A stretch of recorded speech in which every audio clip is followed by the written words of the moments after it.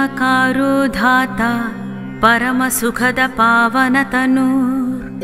मुनीन्द्रैर्योगीन्द्रैर्यधिपति सुरेन्द्रैर् हनुमतः सदा सेव्यपूर्णो जनकतनयाङ्गसुरगुरु रमानाथो रामो रमतु मम चित्ते तु सततम्। मुकुन्दो गोविन्दो जनकतनया लालितपदा पदं प्राप्त यस्याधमकुल भवा चापि स्यबरी परातीतो गम्यो विमलधिषणैर्वेदवचसा रमानाथो रामो रमतु मम चित्ते तु सततम्। धराधीशो धीरसुरनर पराणां रघुपति किरीटी केयूरी कनककपिशशाभितवपुः समासीनपीठे रवि शतनिभेष्यान्तमनसो रमानाथो रामो रमतु मम चित्ते तु सततम्। वरण्ये शारण्यकपिपति सभाचान्तविधुरो ललाटे काश्मीरो रुचिरगतिभङ्गस्य शिमुखा नराकारो रामयतिपति नुत संस्कृतिहरो रमानाथो रामो रमतु मम चित्ते तु सततम्। विरूपाक्षकास्यामुपति सति यन्नानुशिवदम् सहस्रं यं नाम्नां पठति गिरिजा प्रत्युष शिवै कलौके गायन्तीश्वर विधिमुखा यस्य चरितम् रमानाथो रामो रमतु मम चित्ते तु सततम्। परो धीरो धीरो नरकुल भवश्चासुरहार परात्मा सर्वज्ञो वरसुरगणैर्गीतसुयाशा अहल्याशापघ्नशरकर अजः कौलीकसखा रमानाथो रामो रमतु मम चित्ते तु सततम्। ऋषिकेशशौरीधरणी धरधारी मधुरिपु रूपेन्द्रो वैकुण्ठो गजरिपुहरस्तुष्टमनसा बलिध्वंसी वीरो दशरथसुतो नीतिनिपुणो रमानाथो रामो रमतु मम चित्ते तु सततम्। कविसौमित्रीड्यकपट मृगघातिवनचरो रणश्याघीदान्तो धरणीभरहर्तासुरनुत अमानीमानज्ञो निखिल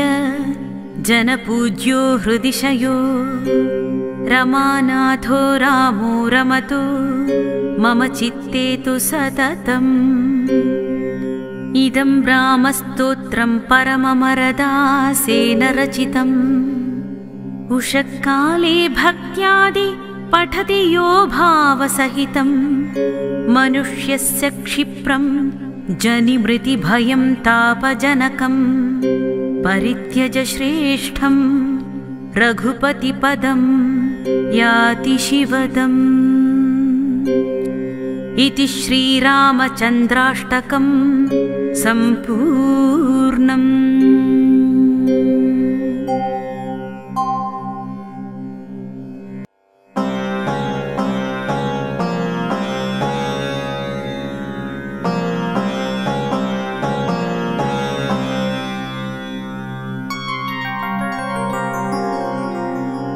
चिदाकारो धाता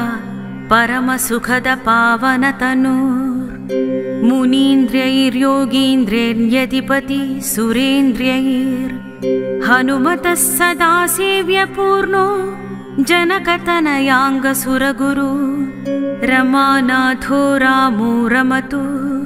मम चित्ते तु सततम्।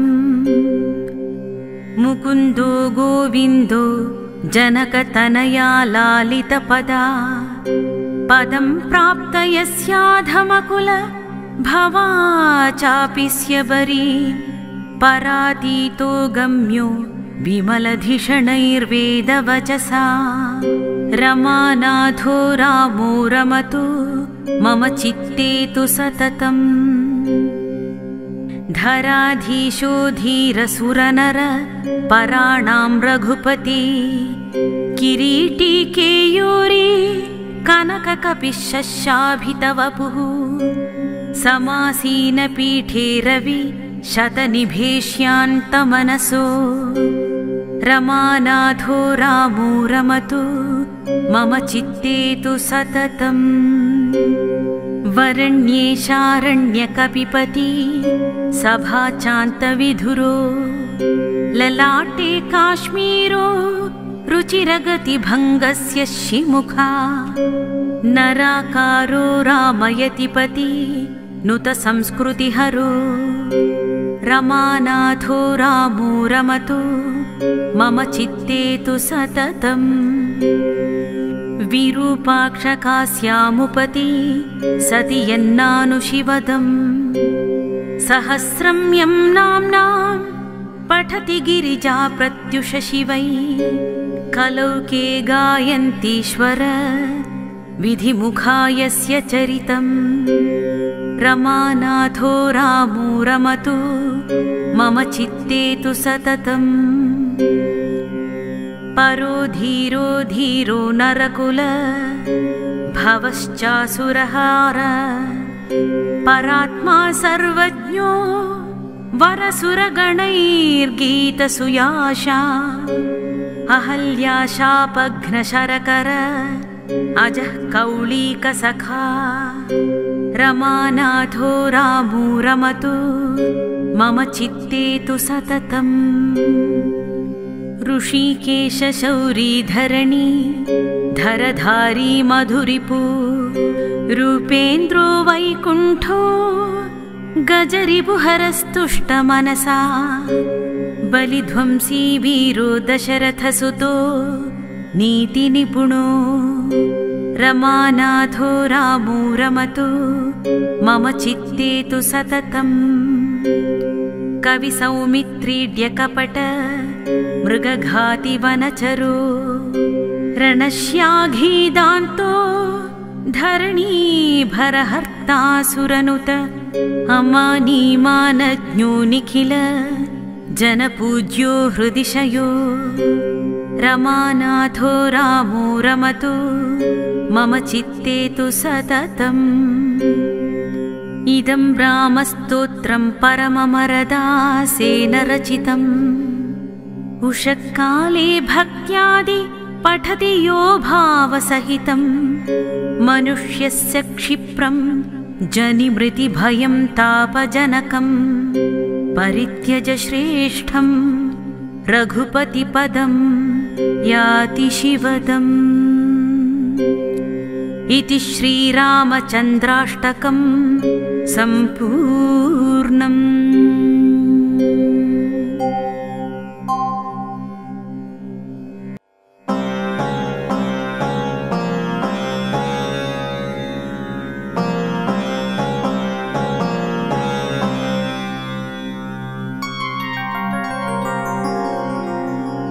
चिदाकारो धाता परमसुखद पावनतनूर् मुनीन्द्रैर्योगीन्द्रैर्यधिपति सुरेन्द्रैर् हनुमतः सदा सेव्यपूर्णो जनकतनयाङ्गसुरगुरु रमानाथो रामो रमतु मम चित्ते तु सततम् मुकुन्दो गोविन्दो जनकतनया लालितपदा पदं प्राप्त यस्याधमकुल भवा चापि स्यबरी परातीतो गम्यो विमलधिषणैर्वेदवचसा रमानाथो रामो रमतु मम चित्ते तु सततम् धराधीशो धीरसुरनर पराणां रघुपति किरीटी केयूरी कनककपिशशाभितवपुः समासीनपीठे रवि शतनिभेष्यान्तमनसो रमानाथो रामो रमतु मम चित्ते तु सततम् वरण्ये शारण्यकपिपति सभाचान्तविधुरो ललाटे काश्मीरो रुचिरगतिभङ्गस्य शिमुखा नराकारो रामयतिपति नुत संस्कृतिहरो रमानाथो रामो रमतु मम चित्ते तु सततम् विरूपाक्षकास्यामुपति सति यन्नानुशिवदम् सहस्रं यं नाम्नां पठति गिरिजा प्रत्युष शिवै कलौके गायन्तीश्वर विधिमुखायस्य चरितम् रमानाथो रामो रमतु मम चित्ते तु सततम्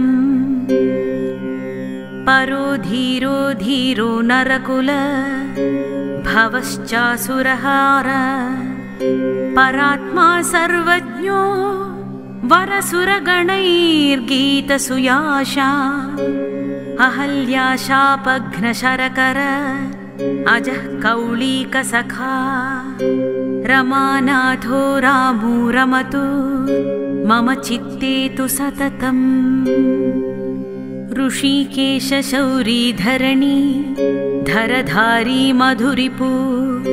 रूपेन्द्रो वैकुण्ठो गजरिपुहरस्तुष्टमनसा बलिध्वंसी वीरो दशरथसुतो नीतिनिपुणो रमानाथो रामो रमतु मम चित्ते तु सततम् कविसौमित्रीड्यकपट मृगघातिवनचरो रणश्याघीदान्तो धरणीभरहर्तासुरनुत अमानीमानज्ञो निखिल जनपूज्यो हृदिशयो रमानाथो रामो रमतु मम चित्ते तु सततम् इदं रामस्तोत्रं परममरदासेन रचितम् उषःकाले भक्त्यादि पठति यो भावसहितं मनुष्यस्य क्षिप्रं जनिमृतिभयं तापजनकं परित्यज श्रेष्ठं रघुपतिपदं याति शिवदम् इति श्रीरामचन्द्राष्टकं सम्पूर्णम्।